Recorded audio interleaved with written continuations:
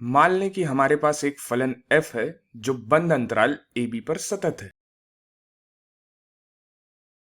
यहां पर a तथा b पर बंद अंतराल लगा है, अर्थात a तथा b अंतराल में शामिल है। चलो क्यों ना इसे हम ग्राफ बना के समझते हैं।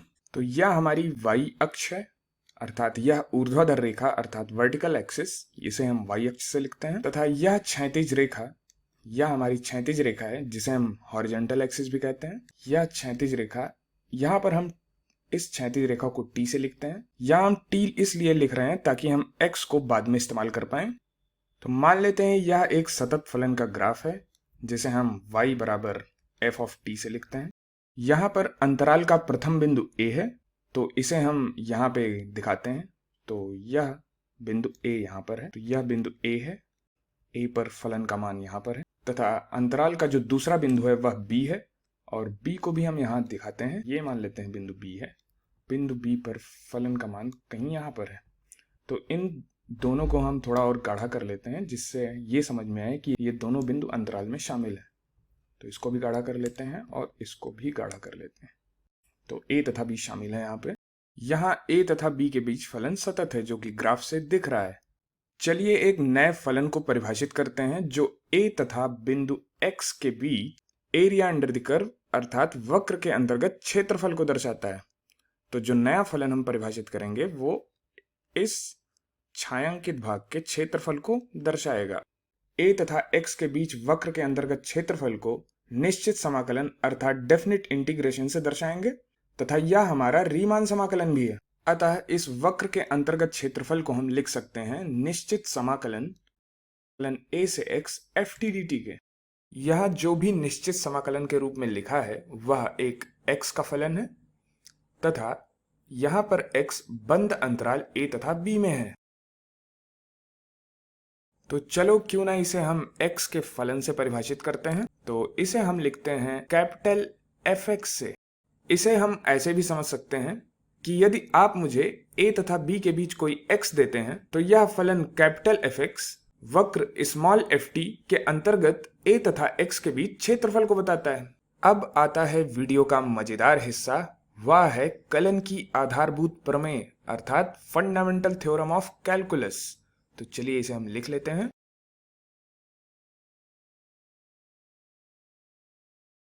तो यह प्रमेय हमें बताती है कि यदि हम fx का अवकलन x के सापेक्ष करें तो यह बराबर होगा यहाँ पर जो भी निश्चित समाकलन लिखा है उसका अवकलन x के सापेक्ष, अर्थात यह बराबर होगा d बाई dx निश्चित समाकलन a से x ft dt। और फंडामेंटल थ्योरम ऑफ कैलकुलस कहती है कि यह बराबर होगा स्मॉल fx के, स्मॉल f ऑफ x के बराबर होगा। इसको हम एक बॉक्स में बना लेते हैं।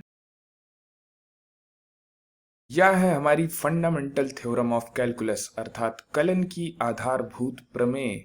इसको हमने लाल बॉक्स में बंद किया है। तो यह इतनी महत्वपूर्ण बात क्यों है, क्यों इसे कैलकुलस की आधारभूत प्रमेय कहा गया है अर्थात फंडामेंटल थ्योरम ऑफ कैलकुलस इसे क्यों कहा गया है। तो यह प्रमेय हमें बताती है कि किसी सतत फलन स्मॉल f के लिए यदि हम एक फलन कैपिटल F परिभाषित करें जो कि वक्र के अंतर्गत a तथा x के बीच क्षेत्रफल को बताता है, तो उस फलन कैपिटल fx का अवकलज हमें स्मॉल fx मिलता है।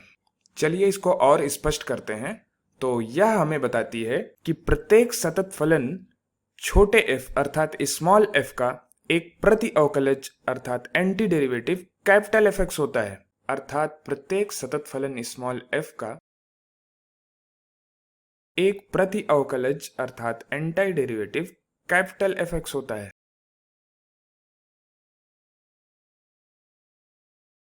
लेकिन मैं आपको एक शानदार बात और बताता हूं। याद करें हमने निश्चित समाकलन को केवल दो बिंदुओं के बीच वक्र के अंतर्गत क्षेत्र के क्षेत्रफल से समझा था। यही वह है जहां से रीमान समाकलन की परिभाषा आती है। एक तरीका सोचने का यह भी है कि जब आप निश्चित समाकलन लेते हैं, विशेष रूप से अगर आप a और x के बीच ले रहे हैं, तो आप असल में प्रति अवकलज ही ले रहे होते हैं। अब हम यहाँ समाकलन और अवकलज के बीच एक संबंध को देख पाते हैं। चूंकि यह प्रमेय अवकल गणित अर्थात डिफरेंशियल कैलकुलस तथा समाकलन गणित अर्थात इंटीग्रल कैलकुलस को आपस में जोड़ती है, इसलिए इसे हम फंडामेंटल थ्योरम ऑफ कैलकुलस अर्थात कलन की आधारभूत प्रमेय भी कहते हैं। तो यहां पर स्पष्ट करने के लिए इसे हम दूसरे बिंदु से लिख लेते हैं। यह प्रमेय अवकलज तथा समाकलन के बीच संबंध को स्थापित करती है। इस वीडियो से पहले हमने समाकलन को दिए गए वक्र के अंतर्गत क्षेत्रफल के रूप में देखा था, लेकिन अब हम इसका संबंध अवकलज से देख रहे हैं। तो अब आप पूछेंगे कि फंडामेंटल थ्योरम ऑफ कैलकुलस अर्थात कलन की आधारभूत प्रमेय का इस्तेमाल कैसे करें, अर्थात इसका हम प्रयोग प्रश्न में कैसे करेंगे। इस प्रमेय को सिद्ध करना या फिर स्वाभाविक समझ से समझना कि यह सत्य क्यों है, हो सकता है हम बाद के किसी वीडियोज में देखें, लेकिन इसका प्रयोग कैसे करना है वह यहां हम सीखेंगे।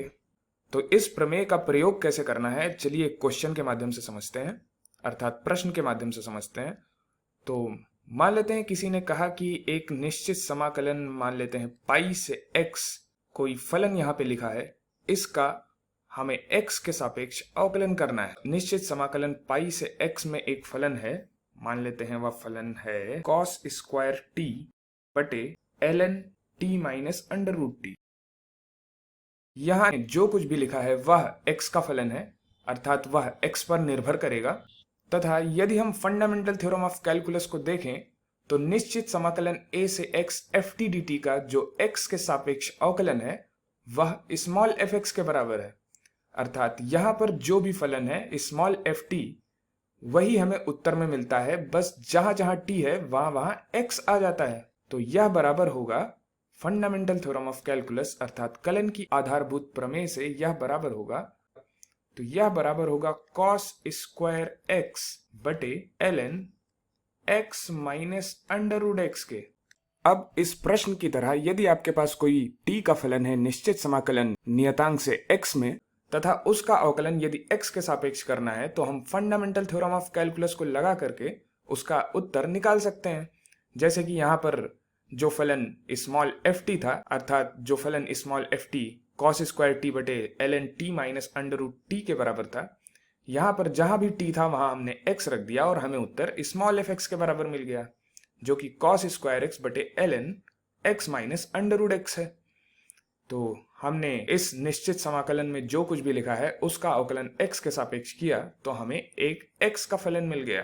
तो यदि हम इसे फंडामेंटल थ्योरम ऑफ कैलकुलस के कथन से मिलाएं तो यह f ऑफ t है, यानी कि स्मॉल ft है, तथा जहां पर भी t है वहां पर x आएगा जब हम इसका अवकलन x के सापेक्ष करेंगे। तो ये है स्मॉल fx, यह है स्मॉल fx। और यहाँ पे यदि हम कथन में देखें तो जो लोअर लिमिट अर्थात निचली सीमा है वो स्मॉल a है, लेकिन यहाँ पर स्मॉल a पाई है, तो यह है स्मॉल a तथा x तो ऊपर है ही है। तो यदि हम प्रमेय के कथन को देखें तो यहाँ ध्यान देने वाली बात यह है कि निचली सीमा क्या है इससे कोई फर्क नहीं पड़ता, क्योंकि जो दाईं तरफ फलन मिल रहा है उसमें a नहीं है, वह केवल x का फलन है, अर्थात fx a पर निर्भर नहीं है। अतः हम a क्या लेते हैं उससे हमारे उत्तर पर कोई फर्क नहीं पड़ेगा। तो यहाँ पर हमने पाई लिया है या फिर यहाँ पर हम कोई और नियतांक भी लेते तो हमें उत्तर यही मिलता। मैं उम्मीद करता हूँ कि आपको यह वीडियो पसंद आया होगा। अगले वीडियो में हम सोचेंगे कि इसे स्वाभाविक समझ से कैसे समझना है तथा इस प्रमेय पर आधारित कुछ और उदाहरणों को भी करेंगे।